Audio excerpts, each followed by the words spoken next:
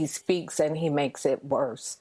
There are times when you should just be quiet, and I wish that he would just be quiet. Or if he can't be silent, if there's somebody of good sense and good conscience in the White House, put him in front of a teleprompter and pray that he reads it and at least says the right things, because he is making it worse. That is the Democratic mayor of Atlanta calling out President Trump over his response to the violence erupting at protests around the country. Other city leaders and some Democratic lawmakers also urging the president to tone down his rhetoric. Donna Brazile is the former DNC interim chair and a Fox News contributor. She joins us now live. Good morning, Donna.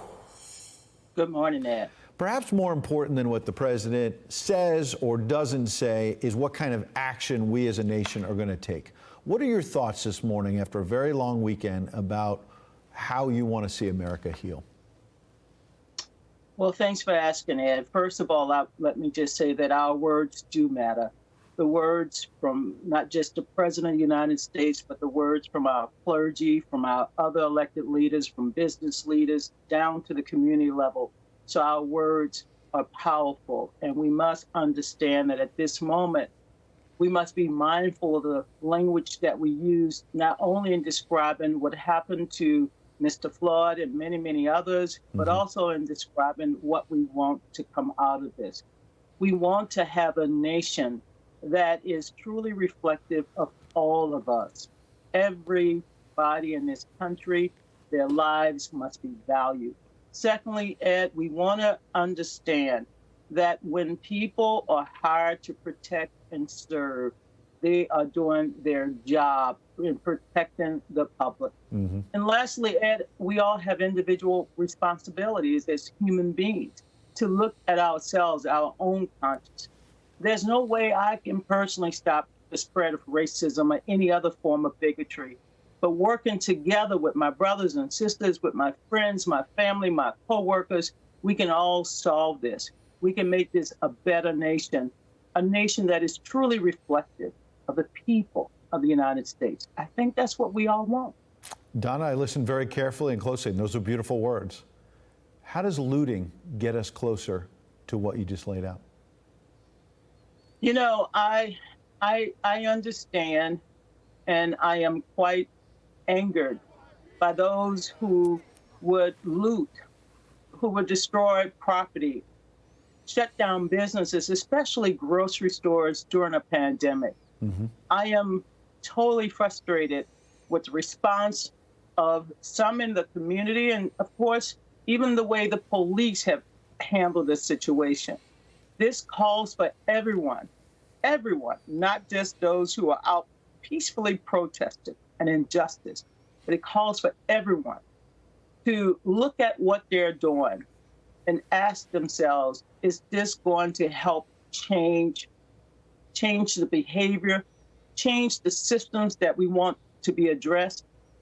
And I do believe that it's important that we talk to them and tell them, as I've seen over and over, all over the country yesterday, peaceful protesters telling those who are coming in, or perhaps those who are angry, to not destroy each other and the lives and livelihoods of those who we want to protect at the end of the day. So on that point, and I promise I'm going to end it after this, going back to the president, where we started, and give you a chance to weigh in there. But on the leaders in your party, I just looked in the commercial break, Nancy Pelosi's last two tweets, one of her on ABC video attacking the president's response yesterday. The one before that was what House Democrats, she says, are doing to have a more just society. Chuck Schumer's last tweet is about how we need to end racism. Yes, sir, we do.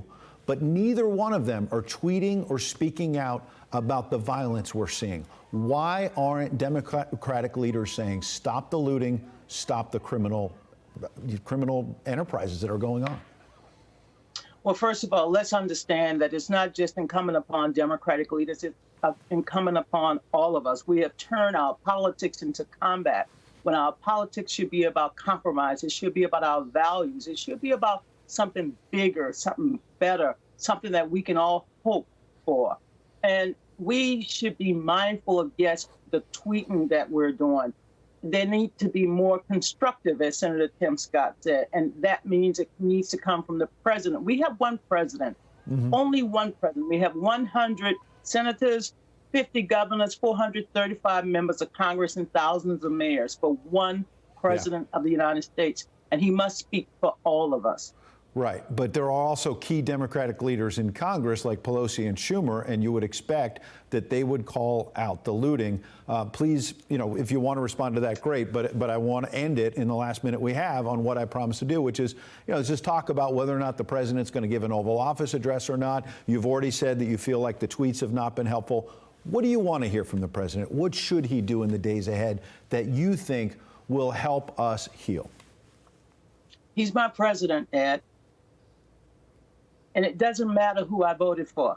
He's my president. Just like Barack Obama, George Bush. I can go all the way back to John F. Kennedy when I was born in the segregated South. He's my president. And because he holds an office that we all hold in high esteem, speak to our pain, speak to the promise that this country has for all of us, Mr. President.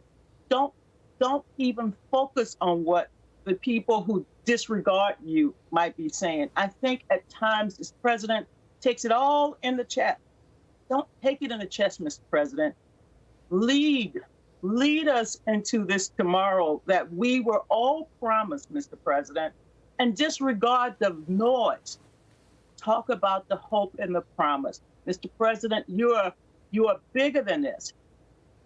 Come to this moment with the faith in our future, and I do believe he can speak to all of us. And I want to get back again, Ed, whether you're a Democratic leader, Republican leader, we have to speak out and speak in ways that heal, that unify, that bring us together. And that's how this ends. And remember, all of us we all have a duty to check our own consciousness during this moment. Absolutely do, and I hope that conversation starts right at this moment because you offered some terrific words this morning. Let's hope that leaders in all parties listen. Donna, thank you. Thank you.